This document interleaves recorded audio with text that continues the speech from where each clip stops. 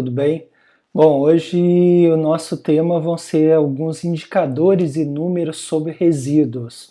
Então eu procurei algumas coisas na internet, né, sobre o assunto, sobre os números de reciclagem, sobre números de resíduos, e é lógico que alguns podem estar um pouco desatualizados, né, defasados, mas eu acho que é legal para a gente poder refletir sobre eles. Então, na página inicial, né, no primeiro slide, então tem uma grande marca de refrigerante, né, dizendo que enquanto a natureza ainda sofre, 98% das latas de alumínio são recicladas no Brasil, o que de fato é verdade. O Brasil é um dos campeões de reciclagem de latas de alumínio e a gente já explicou aqui o porquê. Porque esse é um tipo de material que remunera, né, de forma mais vantajosa os catadores e os estimula a buscar cada vez mais esse material para entregar às usinas de reciclagem, né? Bom, outros problemas gerados pelo lixo, então a gente comentou algo também parecido. Muitas vezes aquele lixo que a gente está jogando no chão, ou em alguns casos, né, de forma é, que não temos como entender, as pessoas jogam nos rios, né? Depois de uma enchente, esse rio pode contribuir, por exemplo, para inundações, né, fazendo com que isso entre, essa água suba e entre nas nossas casas ou nos nossos trabalhos, né? Outro problema também, se vocês procurarem na internet, né, no YouTube, é o lixo que vai para os oceanos. Então já existem ilhas que são totalmente desabitadas, né? Não há pessoas lá, mas tu encontra lixo. Por quê? Porque o lixo é jogado por nós e aí por meio das marés, né, esse lixo vai alcançando vai tendo, vai atingindo locais muito distantes, inclusive em ilhas desertas, por incrível que pareça. Reivindicações diversas, né? Então o lixo é seu, a cidade é de todos, lixo só na lixeira. Então uma campanha dos garis, né, tentando sensibilizar as pessoas de que não se deve jogar o lixo no chão. Infelizmente, né, na nossa cultura, às vezes a gente encontra pessoas que ainda falam assim: ah, eu tenho que jogar o lixo no chão porque senão o gari não vai ter o trabalho dele. Né? Pelo amor de Deus, né, gente? Isso é uma ignorância enorme. Como assim? Joga o lixo no lixo, é o local correto. O trabalho do gari, ele vai existir de qualquer forma, porque a gente vai estar consumindo, né, a gente vai estar descartando os produtos. Agora, a gente tem que fazer a nossa parte e não jogar o lixo no chão é o mínimo do mínimo.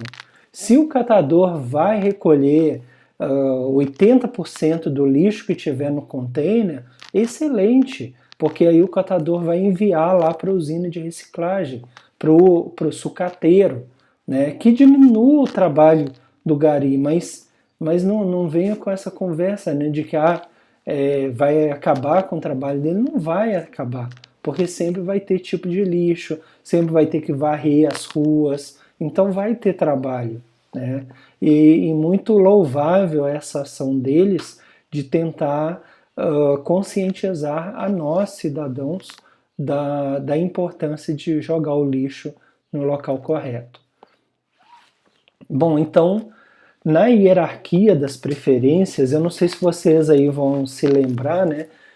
Eu comentei lá na matriz dos R's, que a gente tem o reduzir, o reutilizar e o reciclar, que existe uma ordem de preferência, né? Então a gente vê aqui do lado, à direita, né? Opção mais preferível é reduzir o nosso consumo. Então, se eu não preciso comprar uma blusa, uma camiseta, um calçado, eu não compro, né? Reutilizar.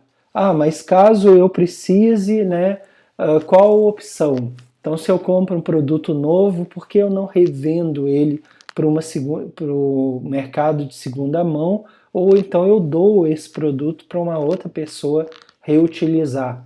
Porque aqui a reutilização, né, é o mesmo produto que outra pessoa vai poder utilizá-lo. Reparar é o conserto, né? Então, é possível consertar o meu produto ao invés de comprar um novo, e muitas vezes hoje a gente sabe que dependendo dos aparelhos, né, dos produtos, principalmente os aparelhos eletrônicos, pode sair mais caro fazer o conserto do que comprar um novo.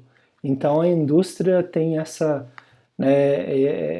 parte perversa que é fazer com que fique mais barato comprar um novo do que consertar o antigo, né? É muito perverso se a gente pensar. E ela já cria essa necessidade, né? Para que tu vai consertar? Compra um novo. E a cultura no passado dos nossos avós não era essa cultura, era de consertar e não comprar um novo. Por fim, a gente chega aqui, né, a reciclagem. Então, a reciclagem seria a quarta mais preferível.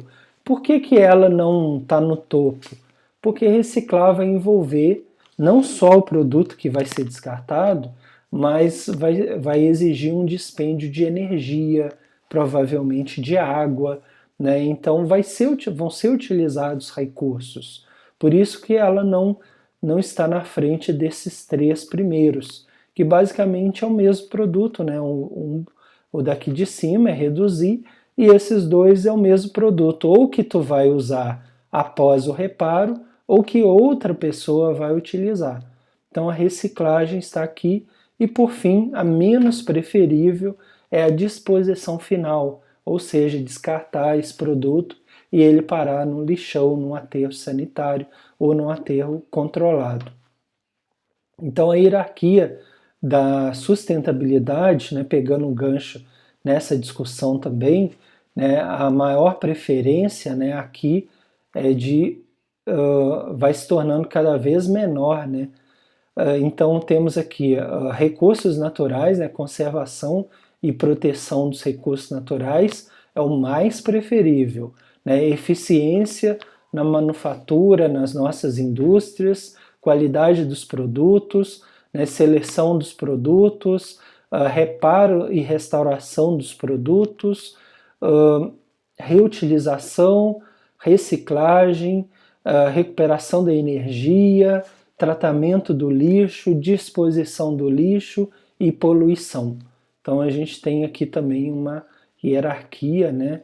Aqui pegando a matriz dos R's e aqui uma sustentabilidade, uma hierarquia da sustentabilidade no geral. Nível de reciclagem na Europa, tá, pessoal? Esse slide, claro que já tem um tempo, né? Então a média de reciclagem nos municípios, né, a porcentagem na Europa 27% dos municípios reciclavam. Aqui a gente não tem a informação do ano, tá? Então eu fico devendo isso para vocês.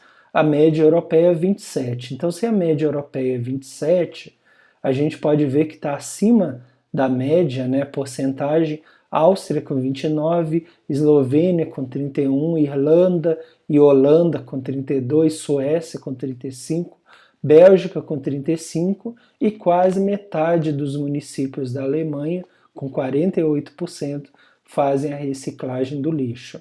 Em contrapartida, por outro lado, temos países que estão abaixo dessa média europeia, né? Então temos Luxemburgo, Finlândia, Dinamarca, Reino Unido, Grécia, França, Estônia, Hungria, né? Espanha, a ilha de Chipre, Itália, Polônia, Portugal, e vai descendo aí até a Bulgária, que está zerada, ou não temos os dados para informar, né? Romênia, 1% apenas. Então aqui é destacado, né, os países que têm o maior número de municípios que descartam, então Alemanha, Bélgica, Suécia, Holanda, Irlanda, Áustria e o Reino Unido. No Brasil, a gente também não tem a data aqui, tá? Mas de qualquer forma é bom a gente ter as informações, mesmo que não sejam atuais, para a gente ter um panorama, né? Então vejam que resíduos sólidos urbanos, o que a gente popularmente e de forma inadequada, né, a gente chama de lixo, coletados por dia no Brasil em toneladas. Então vejam que a região sul, aqui, né, onde eu moro, 15 15 milhões, 15 mil toneladas, né? O Sudeste 80 mil, Centro-Oeste 11 mil, Nordeste 33 mil toneladas e Norte 8 mil. Então a gente vê como que no total dá quase 150 mil toneladas, seria o equivalente a encher 15 mil caminhões somente de lixo. Só o estado de São Paulo, 47 mil. Então a gente vê que pode ser até que tenha mudado, né, esses valores, provavelmente são até maiores, porque a população cresce, né, a gama de produtos que são descartados aumentam, mas a gente vê, a título de curiosidade, que só o estado de São Paulo, se a gente considerar 47, quase 48 mil, sendo 150 mil toneladas, só o estado de São Paulo, que é esse pedacinho aqui, ele gera 1/3 do lixo do Brasil. 1/3 do lixo do Brasil. E se a gente pegar esse recorte só a região sudeste, né, só a região sudeste, com 80 mil toneladas, só a região sudeste é mais que a metade do Brasil inteiro. Tá?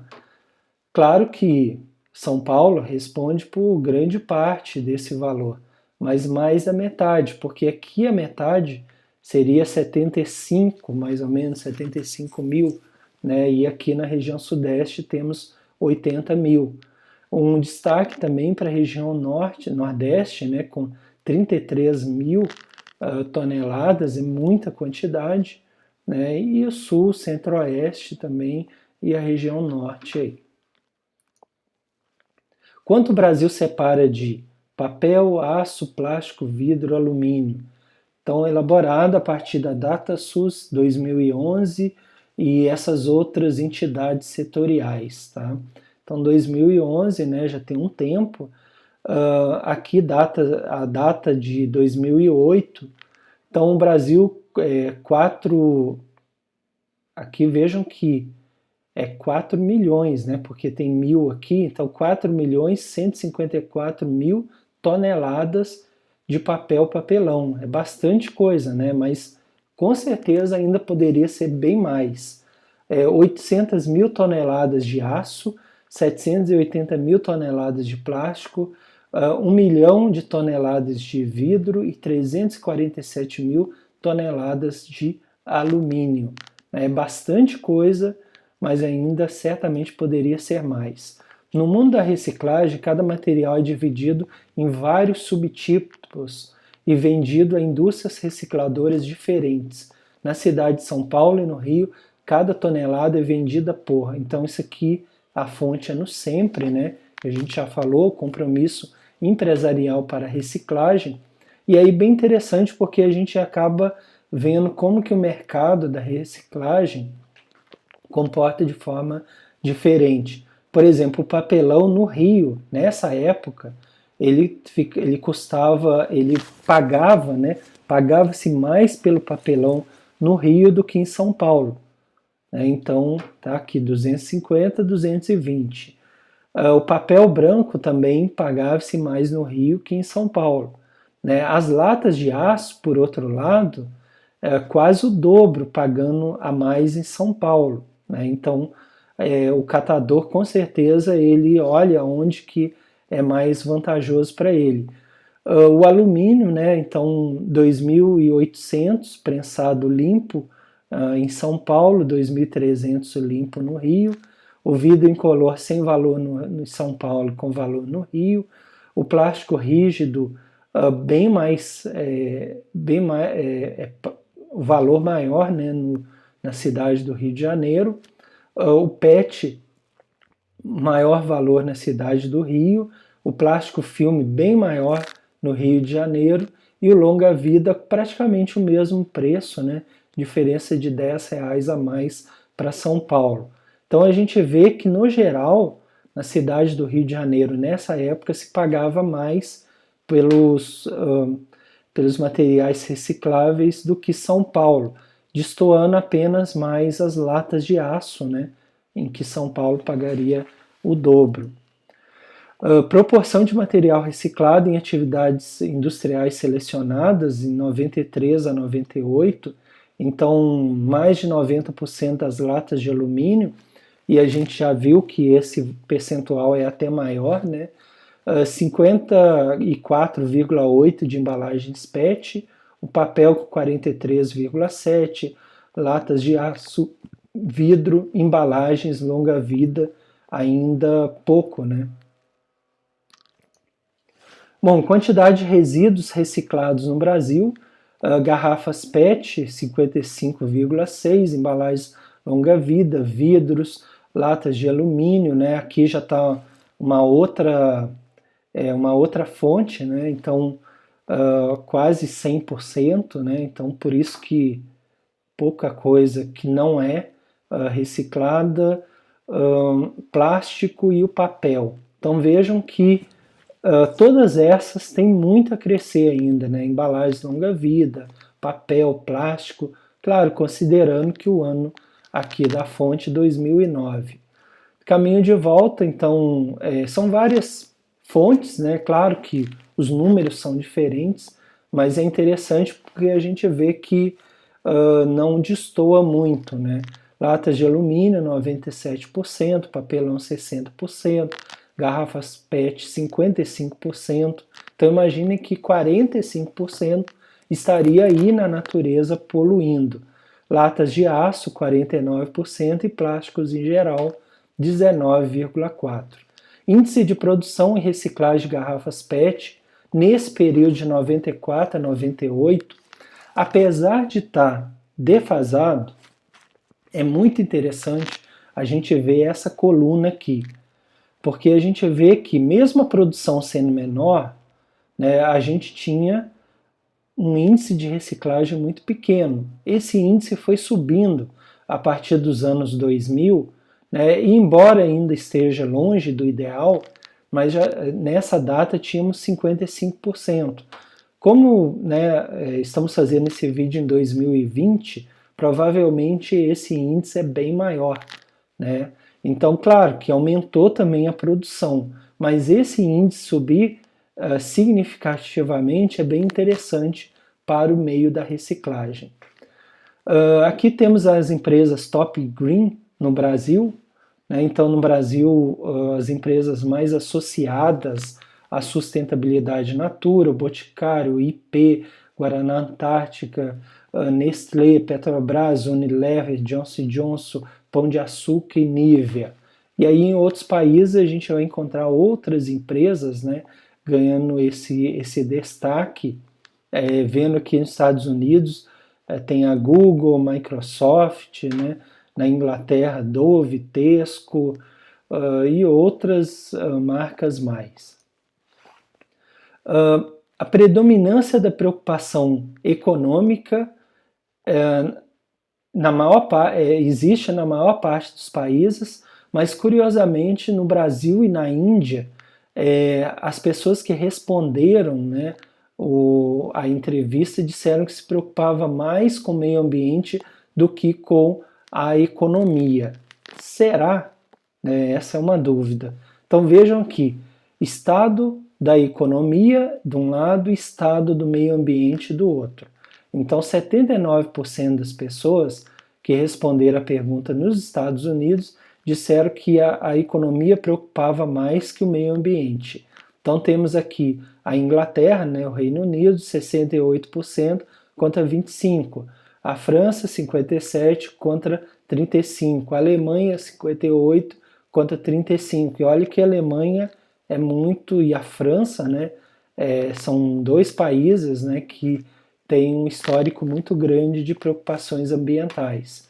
Então temos aqui a Austrália, 51 com 41, a China com 67 a 32, e aqui temos a Índia, né, 37 com 59%, e o Brasil 25 com 72% da parte do meio ambiente. Esse aqui é o site da pesquisa de mercado. O que a gente pode deduzir disso?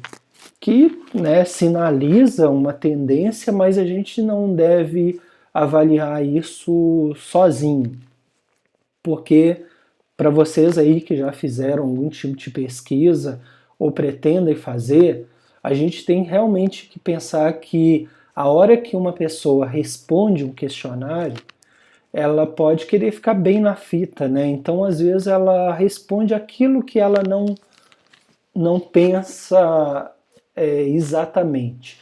É aquela questão, se tu chegar perto de alguém e dizer o seguinte, tu estaria disposto a pagar R$ 3 mais na sua conta de água, a sua conta de luz, tu vai pagar R$ 3 a mais para que seja feito um fundo para que os proprietários de florestas na tua cidade recebam esse valor para deixar as árvores em pé. Tu pagaria esses R$ 3 ou R$ 5? Se tu está respondendo ali na hora, né? Talvez tu responda sim, né? Então é uma resposta. Agora, no momento de se implantar a real cobrança, será que essas pessoas que marcaram sim irão aceitar essa cobrança extra aí, por exemplo, de R$ 3 ou R$ 5?